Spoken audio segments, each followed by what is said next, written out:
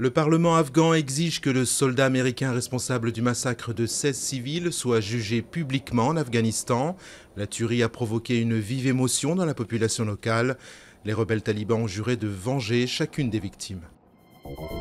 Raids israéliens et tirs de roquettes se poursuivent à Gaza. Au moins 5 Palestiniens ont été tués lundi.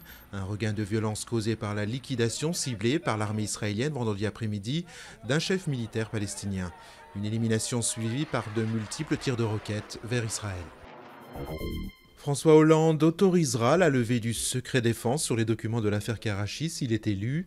Le candidat socialiste à la présidentielle s'est également engagé à laisser les juges travailler en toute indépendance. En mai 2002, un attentat suicide avait provoqué la mort de 14 personnes, dont 11 Français à Karachi au Pakistan.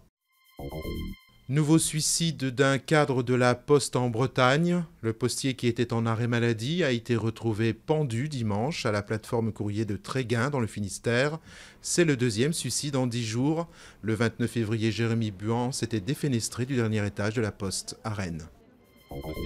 Ouverture par le Premier ministre François Fillon du 6e Forum de l'eau à Marseille.